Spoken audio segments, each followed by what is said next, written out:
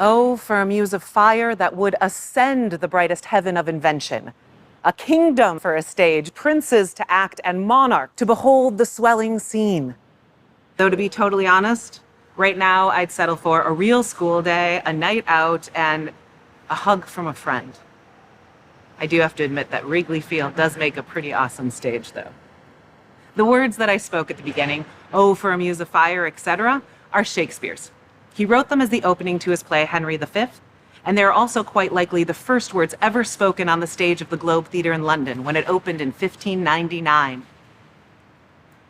The Globe would go on to become the home for most of Shakespeare's work, and from what I hear, that Shakespeare guy was pretty popular. But despite his popularity, just 4 years later, in 1603, the Globe would close for an extended period of time in order to prevent the spreading and resurgence of the bubonic plague.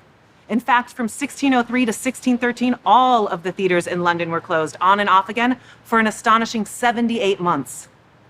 Here in Chicago, in 2016, new theaters were opening as well.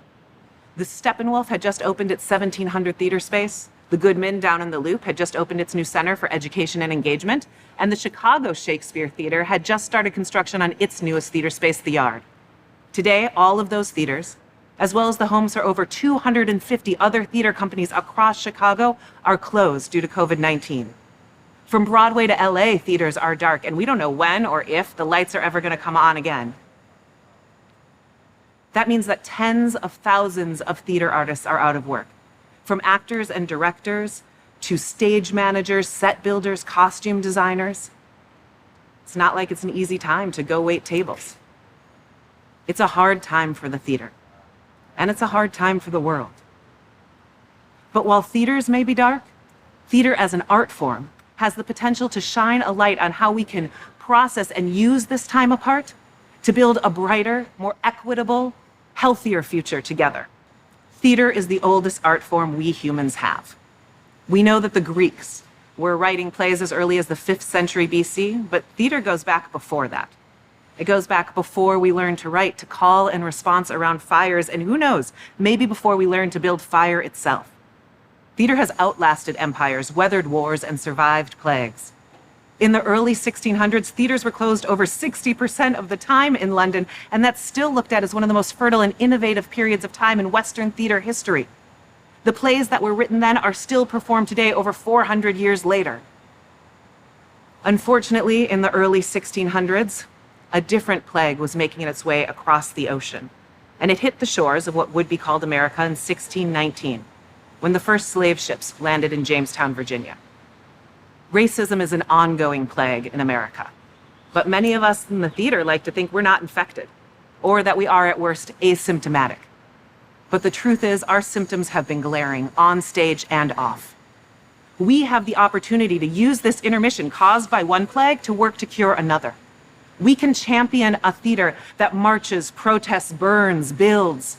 We can reimagine the way our theaters and institutions work to make them more reflective and just. We can make this one of the most innovative and transformative periods of time in Western theater history, one that we are still learning about and celebrating 400 years from now. What we embody in the theater can be embodied in the world. Why? Because theater is an essential service. And what I mean by that is that theater is in service to that which is essential about ourselves. Love, anger, rage, joy, despair, hope. Theater not only shows us the breadth and depth of human emotions, it allows us to experience catharsis, to feel our feelings, and rather than ignore or compartmentalize them, move through them to discover what's on the other side. Now, many art forms connect us to our emotions, but what makes the theater unique is that it reveals us to ourselves on stage, so that we can see that our lives are about our relationships and our connections to others, to our parents, to our children, to our teachers, to our tormentors, to our lovers, to our friends. What we do when we engage with theater is we experience in real time, in real space, those relationships and connections changing in the present. The relationships between characters on stage, yes, but also the relationships between characters and the audience, and the relationships between audience members themselves. We go to the theater because we seek connection. And when we're in the theater, our hearts beat as one. That's not a metaphor. Our hearts race together, they're soothed together, we breathe together. Aye, there's the rub. Who knows when we're going to be able to be together again in the same space, breathing in the same air, breathing in the same experience? Who knows when we're going to want to be? We are holding our breath. Luckily, theater doesn't just have to happen in theaters. As theater practitioners, we know some of the most important work we do happens off stage, in rehearsal spaces, garage spaces, studio apartments. At the beginning of this talk, I wished for a kingdom for a stage, princes to act and monarchs to watch the show, but the truth is, none of that is necessary. In fact, some of the most important theater I make happens on Monday mornings in an empty hospital meeting room with just a handful of folks, and only 2 of us are theater artists.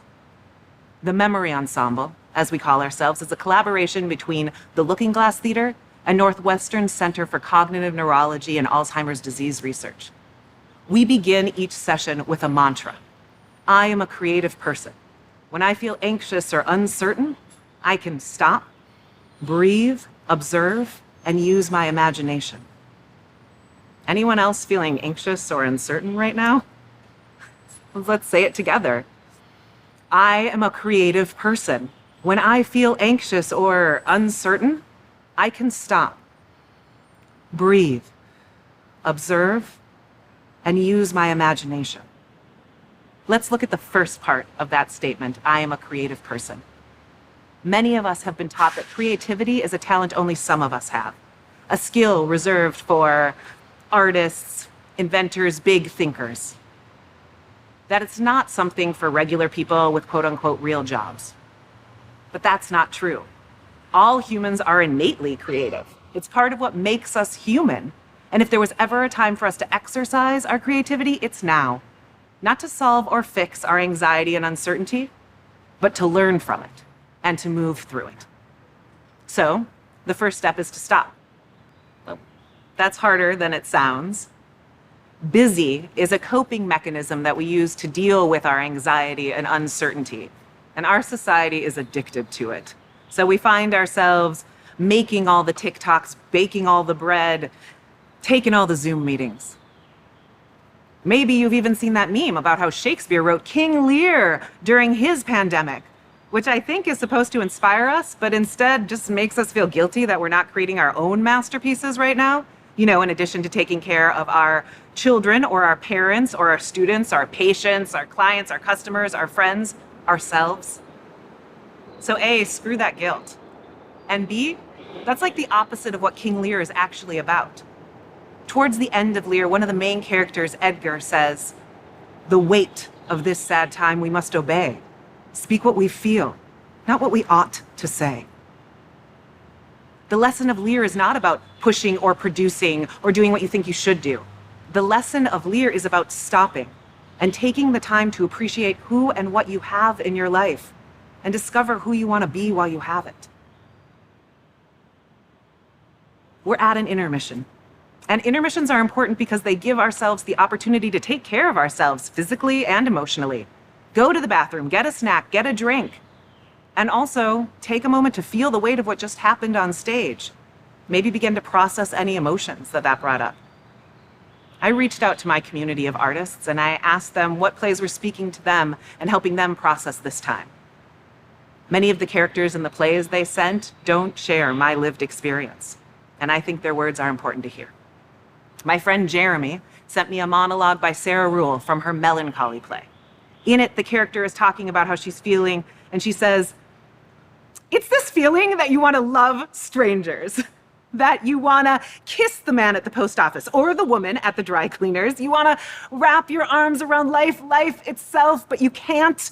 And so this feeling wells up in you, and there's nowhere to put this great happiness, and you're floating, and then you fall. And you feel unbearably sad. And you have to go lie down on the couch." I felt that monologue a lot during this pandemic. Sometimes I feel this great happiness, and sometimes I have to go lie down on the couch. My theater practice teaches me that both are okay. We stop, so that we can feel our feelings instead of covering them. Next, we breathe. When we inhale, we give ourselves the opportunity to breathe in the present moment and be aware of what's happening right now inside of us as well as outside of us. When we exhale, we allow ourselves to release the moment so that we can be present for the next one and the next one and the next one. When we feel anxious or uncertain, we tend to hold our breath. We're scared about what's going to happen next, and so we hold on to what's happening right now, which prevents movement, which keeps us stuck. Far from helping us, holding our breath holds us back. So we stop, we breathe, and then we observe. What's happening around us? How do we feel about that? My friends Greg and Kanisha told me that I should watch the play Pipeline by Dominique Morisseau. And at the beginning of the play, maybe the character has been on stage for a minute. Omari turns to his girlfriend and he says that he's just, like modestly, without intentions, just observing.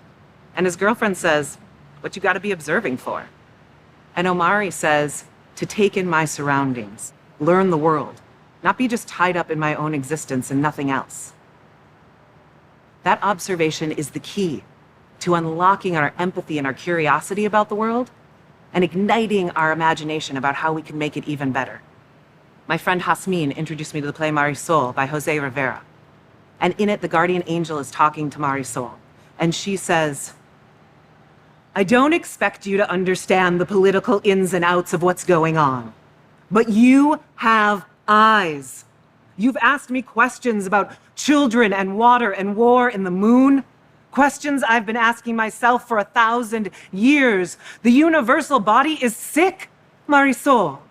The constellations are wasting away. The nauseous stars are full of blisters and sores. The infected earth is running a temperature, and everywhere the universal mind is racked with amnesia, boredom, and erotic obsessions." Sound familiar?